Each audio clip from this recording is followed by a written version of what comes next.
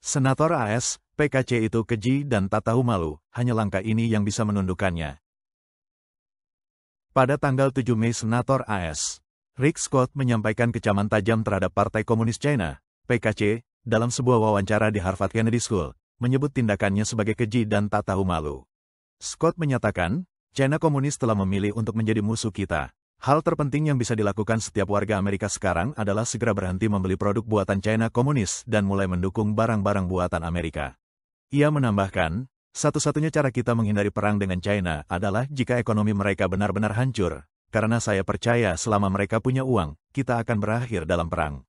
Scott membandingkan China dengan Rusia, dengan mengatakan, jika Rusia punya lebih banyak uang, mereka akan terus melakukan ekspansi.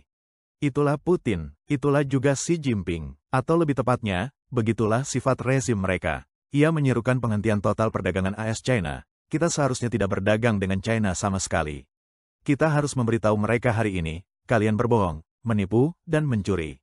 Scott juga menyinggung krisis fentanyl di AS dengan mengatakan, salah satu masalahnya adalah bahan kimia prekursor yang diproduksi di China menyebabkan 78.000 kematian warga Amerika akibat fentanyl setiap tahunnya.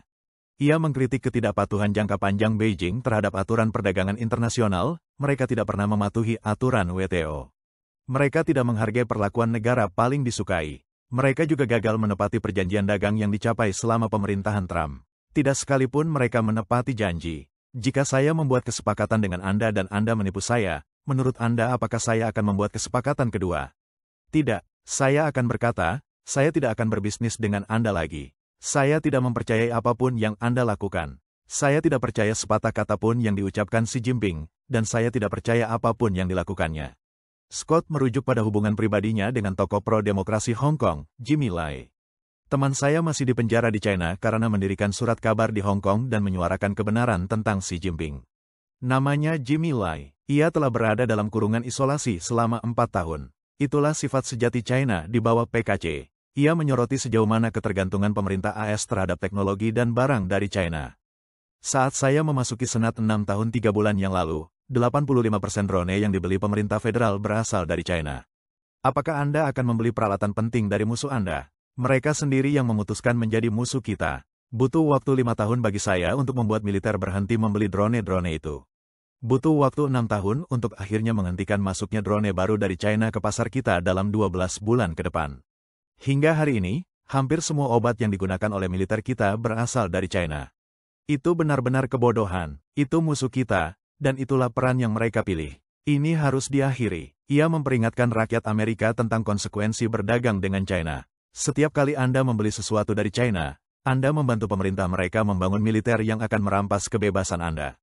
Itulah yang sedang mereka lakukan. Militer mereka sudah siap. Mereka punya lebih banyak kapal perang, lebih banyak kapal selam, dan tentara yang lebih besar dari kita.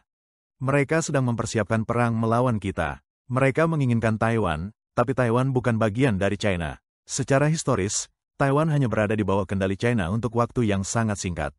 Tapi mereka bertekad untuk merebutnya. Ia juga menyoroti manuver agresif Beijing di Laut China Selatan. Mereka melanggar kedaulatan Filipina. Terumbu karang itu tidak pernah menjadi bagian dari China. Tidak pernah. Tapi mereka tetap merebutnya. Scott mengakhiri dengan mengatakan, ini adalah rezim yang keji. Bukan rakyatnya, tapi pemerintahnya benar-benar tercela dan tidak tahu malu.